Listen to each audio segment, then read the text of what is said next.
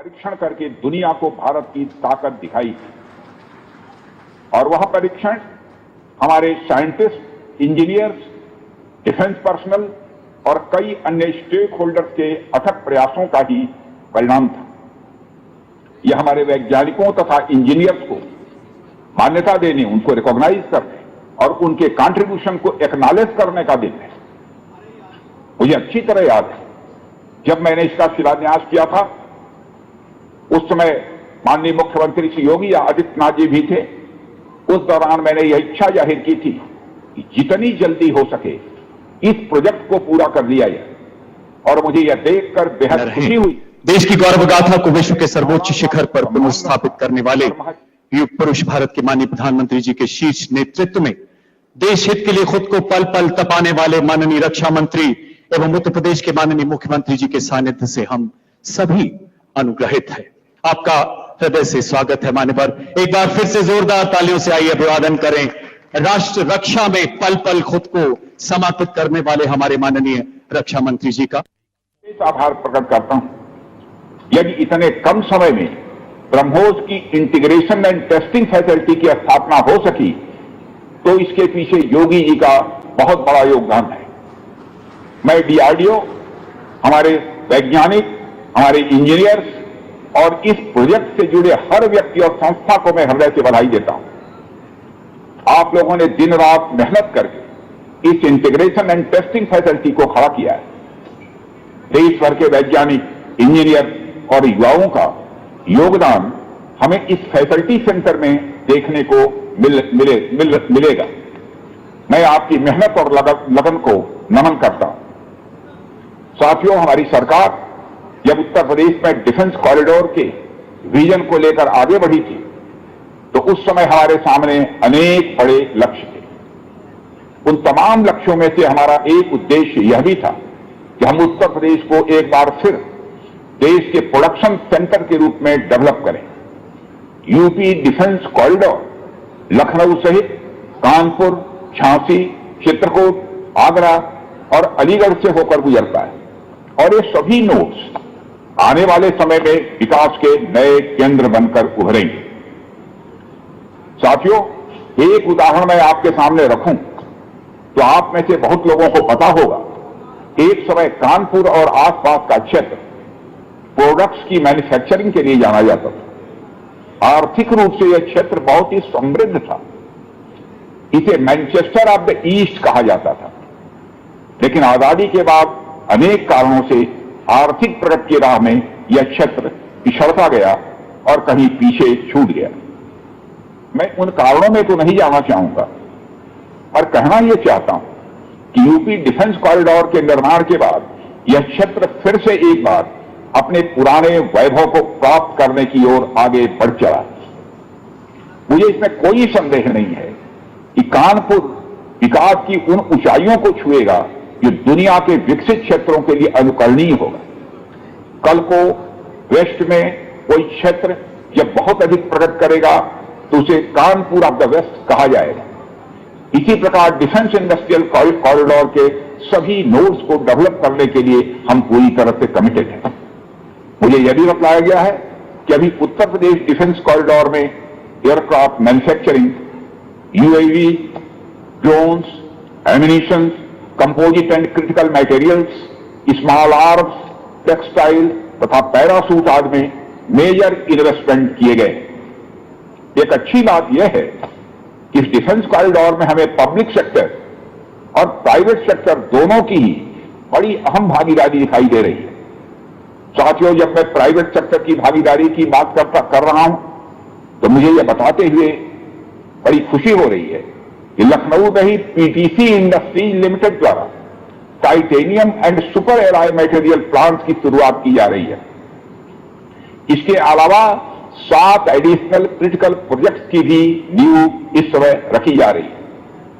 यह निश्चित रूप से रक्षा क्षेत्र में भारत की आत्मनिर्भरता की गति को और तेज करेगा। मैं इसके लिए श्री सचिन अग्रवाल को भी बधाई देना चाहता हूं। हमारा सपना है कि उत्तर प्रदेश दुनिया के टॉप डिफेंस प्रोडक्शन और एक्सपोर्ट डेस्टिनेशन के रूप में जाना जाए। आज जो ब्रह्मोस फैसिलिटी शुरू हो रही है, मैं समझता हूं वह यूपी डिफेंस कॉरिडोर का एक गौरव होगा। यह सिर्फ उत्तर प्रदेश का ही नहीं, बल्कि देश का सबसे बड़ा BrahMos integration and testing facility centre है।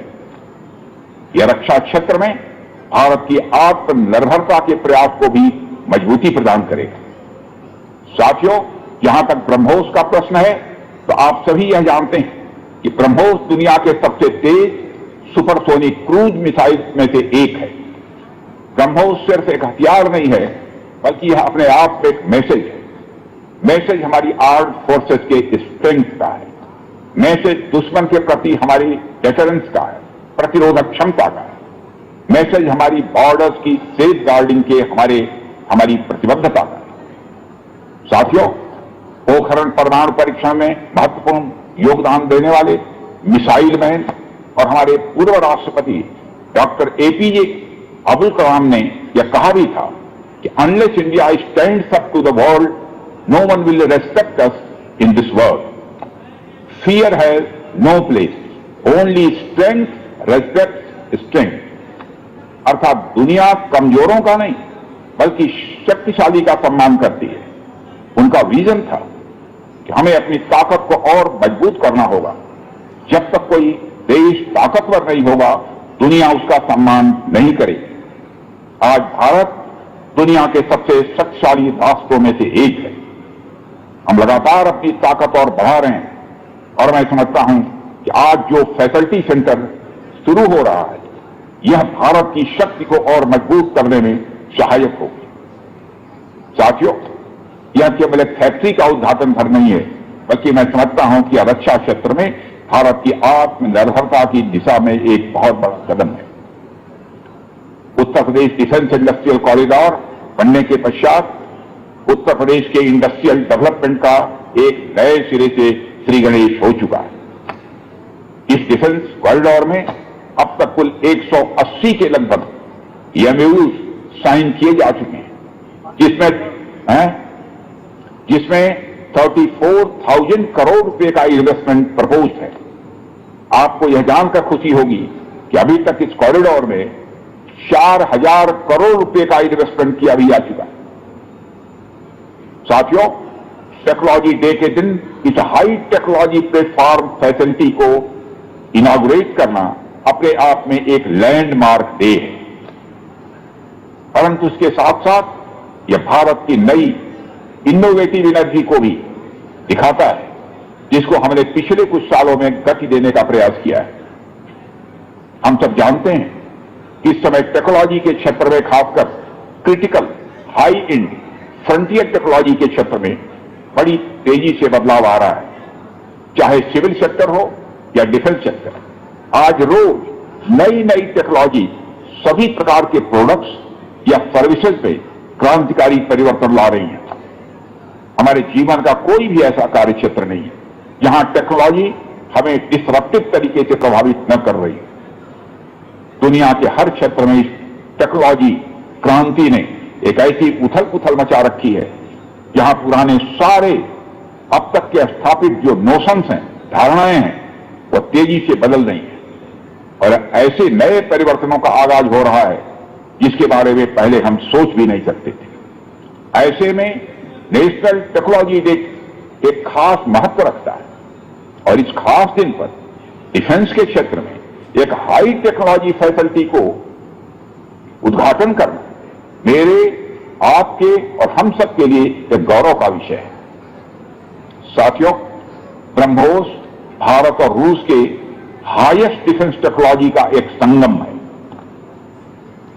जिस तरह हमारा उत्तर प्रदेश प्रयाग स्थित संगम के लिए दुनिया भर में जाना जाता है, उसी तरह आने वाले समय में लखनऊ भी इस टेक्नोलॉजी के संगम के लिए जाना जाएगा और यह संगम कई अनेक वाले समय में यह क्षेत्र एक ग्रोथ पोल के रूप में उभर कर सामने आएगा।